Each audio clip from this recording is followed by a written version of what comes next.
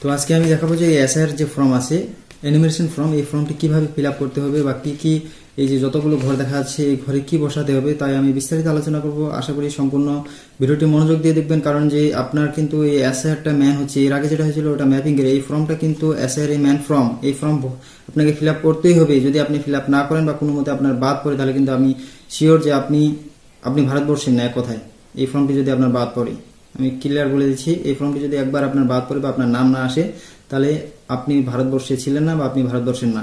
তাই এই ফর্মটি আপনাকে এই ফর্মটি প্রত্যেককে কিন্তু ফিল আপ করতে হবে। তো কিভাবে ফিল আপ করবেন আমি ভিডিও আকারে আপনাদের দেখিয়ে দিচ্ছি। তো এবারে যে এসআইআর হবে বা এই এসআইআর এর যেটা মেন ফর্ম আছে, সেই ফর্মটি কিভাবে ফিল আপ করবেন, এই ফর্মটি কিন্তু এখনও সবার হাতে আসেনি। তো আমি ডেমো আকারে তুলে ধরার জন্য, যাতে এইগুলো অপশন আপনার বুঝতে অসুবিধা না হয় যখন 4 তারিখের পর আপনার বাড়িতে এই ফর্মটি পৌঁছাবে। তো তাই আমি ভিডিও আকারে আপনাদের সাথে তুলে ধরেছি। তো আশা করি সম্পূর্ণ ভিডিওটি দেখবেন মনোযোগ দিয়ে। না দেখলে কিন্তু আপনার পরে গন্ডগোল হতে পারে, ফর্ম বা কীভাবে ফিল আপ করছেন সেটাও কিন্তু আপনার ডাউট থাকতে পারে। তো এটা হচ্ছে অ্যানিমেশন ফর্ম বা গণনা ফর্ম, যেটা আমরা সহজ কথায় বলি। তো এখানে কিন্তু এটা যেখানে লেখা আছে electron name, epic address, pre printed, এখানে আপনার এপিক নাম্বার যে আছে সেটা থাকবে, আপনার নাম থাকবে এবং অ্যাড্রেস। প্রি প্রিন্টেড মানে আগে থেকে এগুলো প্রিন্ট করা থাকবে, মানে সব লেখা থাকবে এক কথা। আর এখানে পরের যে ঘর আছে, পরের ঘরে কিন্তু সিরিয়াল নম্বর আপনার থাকবে, পার্ট নম্বর কত আছে সে পার্ট নাম্বার থাকবে, নেম থাকবে আপনার কোন বিধানসভা থেকে ভোট দিচ্ছেন, নাম, স্টেট, প্রি প্রিন্টেড মানে আগে থেকে এগুলো লেখা থাকবে। তারপর এখানে থাকবে কিউআর কোড। এই কিউআর কোড দেওয়ার মানে হচ্ছে যে এখানে যাতে ডুপ্লিকেট বা কেউ পরে পরিবর্তন করে আপনার নাম বা ডি ভোটার যাতে না করে, তার জন্য এখানে কিউআর কোড দিয়েছে। এখানে হচ্ছে ওল্ড ফটো প্রি প্রিন্টেড, এখানে আপনার যে আগের ভোটার মানে বর্তমানে আপনার যেটা ভোটার আইডি আছে ওখানে যেটা ফটো আছে এটা কিন্তু এখানে শো হবে, এখানে কিন্তু শো হবে। তারপরে এখানে আছে পাস্ট কারেন্ট ফটো, তারপরে আপনাকে আমি যে ভিডিওতে এর আগে বলেছিলাম যে আপনার ছবি লাগবে, সেই ছবিটি পাসপোর্ট সাইজের এখানে কিন্তু আপনাকে বসাতে হবে। 2 কপি ছবি লাগবে, দুটা ফর্মে 2 কপি ছবি। তারপরে এটা হলো, আর উপরে যেটা লেখা থাকবে name and contact number of BLO, এখানে কিন্তু লেখা থাকবে যে বিএলও যিনি আছেন ওনার নাম্বার থাকবে এবং কন্ট্যাক্ট নম্বর থাকবে, এখানে কিন্তু লেখা থাকবে।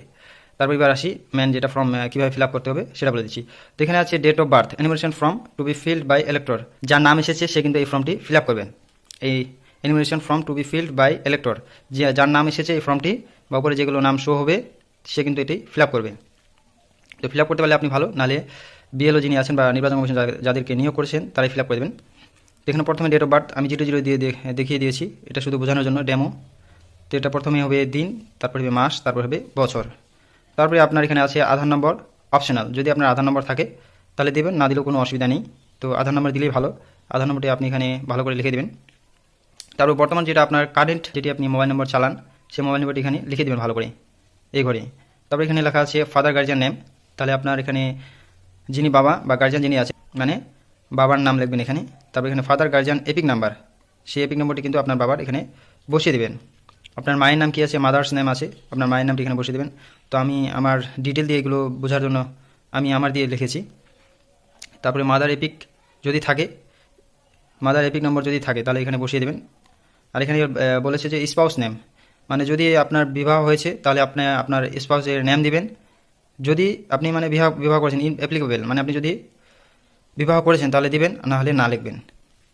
স্পাউস এপিক নাম্বার, যদি আপনার স্পাউসের এপিক নাম্বার থাকে তাহলে দেবেন, নাহলে না। তো এটা কিন্তু এই দুটা কিন্তু যারা বিবাহ করেছে তাদের ক্ষেত্রে এই ফর্মটি, ধরে নাও যে একটা মহিলার এসছে তাহলে এখানে স্পাউস বলতে তার স্বামীর নাম লিখবে, আর যদি এখানে একটা পুরুষের আসে তাহলে স্পাউস বলতে তার স্ত্রীর নাম লিখবে। ভাইটাল যেটা হচ্ছে এটা হচ্ছে detail in elector rolls previous SIR to be filled by elector.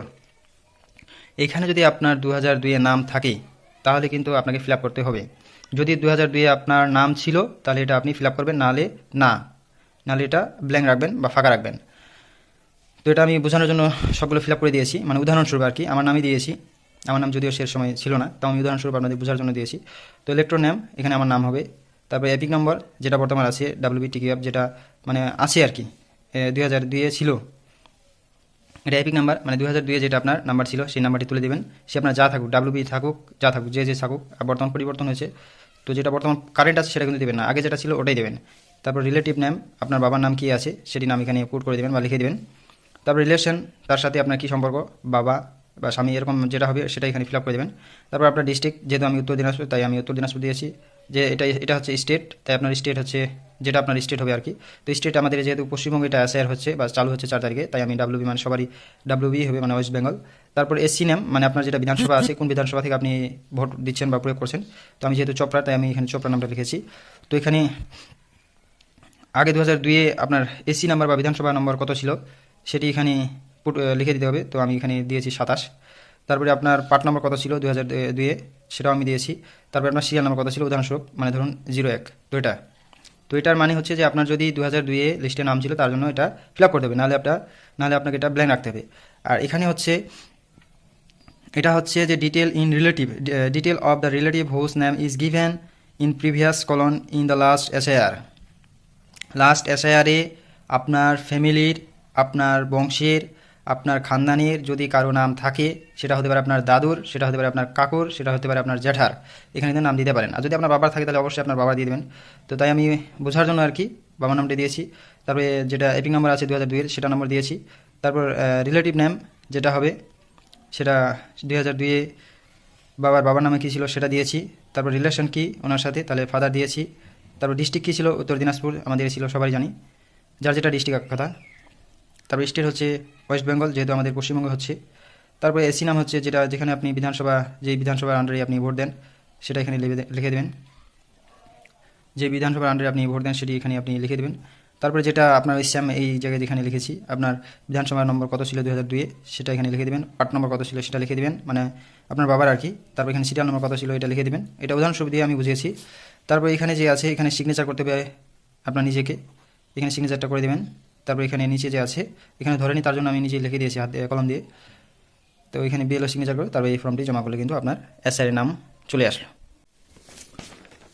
তো আপনাদের আমি দেখিয়ে দিলাম কীভাবে যে এই ফর্মটি ফিল আপ করতে হয়। বা এর মধ্যে যদি কারো ডাউট থাকে বা কোনো জানার থাকে তো অবশ্যই আমাকে কমেন্ট সেকশনে বলতে পারেন। আর এরকম অজানা তথ্য পেতে অবশ্যই আমার পেজকে ফলো দিয়ে রাখবেন। যারা ইউটিউব থেকে দেখছেন সাবস্ক্রাইব করে রাখবেন। ধন্যবাদ।